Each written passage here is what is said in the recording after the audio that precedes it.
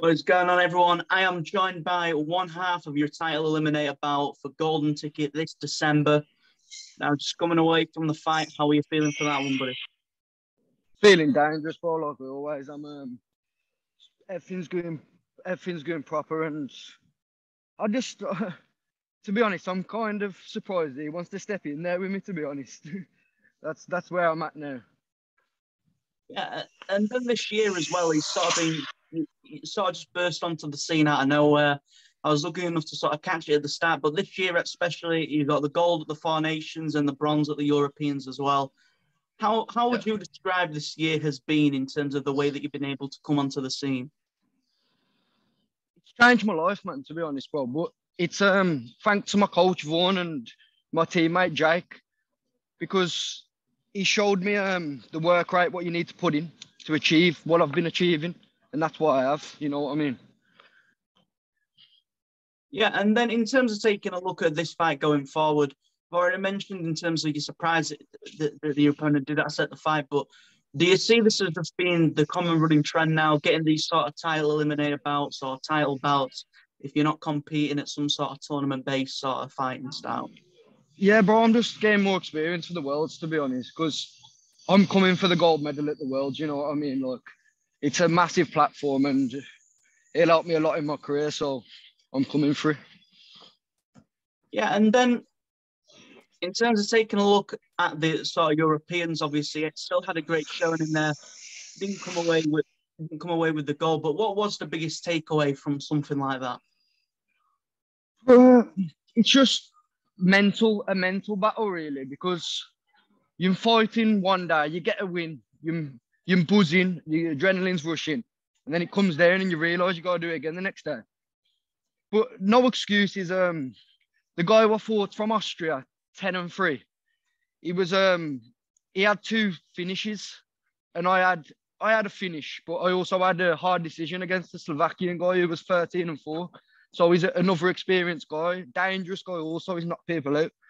But I reckon if I seen that kid on the regional show, it would have been easy for me, bro. Because as you see, I smashed his head in the first round. He had nothing for me, but he come and shot for the takedown, didn't even throw a strike, and he got the takedown and he won. But that shows his experience in the IMAF because he's fought in the World Championships before. So there's a difference, but no excuses. He was a better man on the night. Yeah, and then looking at this fight as well, it must be a little bit strange, sort of not having to prepare for 3, 4 fights potentially over 4 days, and to only have to prepare for one, which at this point you're used to preparing for more at once. But what would you say the preparation's been like since getting this fight? Well, to be honest, bro, I'm just in the gym all year round, to be honest. I did camps like when I know I've got a fight coming up, but let's face it, bro, this is my 9th fight of the year, bro. You know what I mean? I've been active, so for me, I just stay ready, to be honest, bro, this year. And that's where next year I can look at and the proper camps properly. But this camp I've done properly. But to be honest, bro, it don't make a difference to me, man. You know what I mean? I was born a fighter. I've been fighting since I was a kid. You know what I'm saying? Yeah, and then obviously the gym that you're training out of, Fearless MMA, another gym that been around for a while and they continue to grow and rise. But what is it like being out of that gym? Obviously, you mentioned some of the coaches already there. But what's that been like having that gym there as support? It's been unreal, bro. The team, look, here's an example. I was after I got knocked out of the IMAF Europeans. I went and trained with some of the other countries, and bro, I was wrestling all of them to death. And I was thinking, like, if you come to my gym, bro, you wouldn't stand a chance. You know what I mean? And that made me realize the level of my gym. Like the guys in my gym, bro, them killers. I'd say best in country. Yeah, and then in terms of just one of the last few things from me, obviously it's a title eliminator bout. There is the bout between Dan Bainbridge and Moser Bear, which I'm going to assume will be now for the title. But do you see one of those two now as your next opponent that will be for that title? To be honest, bro, I couldn't really care. Like that's all. I think that title shot would have been mine if it won already matched anyway. You know what I mean? But whoever it is, bro, like at this amateur now, like I've improved so much in so little of a time. So that's where people need to get worried. You know what I'm saying? Because my, I ain't gonna lie, my first two fights, I thought bums. I fought bums. So Four Nations was my proper debut, I'd say, personally. So if you think about that, that's what 3, 4 months, 5 months ago, let's say, I don't know. But look what I've done in that space of time. You know what I mean? And that's where my teammates look at it and see where I'll be at next year. And bro, no one stands a chance, man. Look, I'm new to MMA really, and the performances I'm putting out there.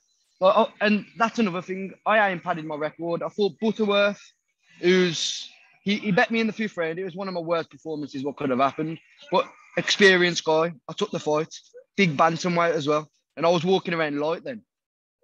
And then we got the Europeans. I don't pad my record because I don't know I'm fighting. Same with Four Nations. So I'm willing to fight anyone and anybody, bro. I want to get my experience ready for when I'm pro. Because this is my life. This is my career. Because I'm going to the UFC. That's it. Yeah, and then for those that still might not have heard the name Jack Humphreys, if they haven't already on the regional circuit, what is it that they can expect to see from yourself in this next fight and then also 2023, since it's not too far away around the corner? Just improving every fight, bro. I ain't giving nothing away in my game, but everyone knows the pressure. And fair play to this kid if he can take my pressure, but I think he'll break, bro. Like, when he gets hit by me, he'll kind of realise, like, I had an average 19-year-old kid. Like, I spar with killers like Jack Eglin. I was sparring him on his last sparring camp. I spar with Sam Creasy, Cage Warriors champ. Jake, obviously. Vaughan Lee, former UFC. So my training partners and my sparring partners, bro, are high level, man. Like Joshua Brew. He's off the scene now, but he's an unreal wrestler, bro. Like, no one's on the level of his wrestling on the amateur circuit, I'd say, who I'm going to be facing. So it's just stuff like that. The people I come against, bro, I'm prepared for anything, anywhere. Well, that is pretty much everything from myself. Obviously, this year it has been pretty much a breakout year. You couldn't hope for any better other than just getting goals at the Euros as well. But obviously, 2023, I'm sure everyone will hear the name a lot. Already heard it 9 times this year. But appreciate your time. Thank you very much, buddy. And thank you for everything you're doing for the sport, mate. I appreciate it. Absolute pleasure, buddy. Thank you very much as Look always. after yourself. Sure.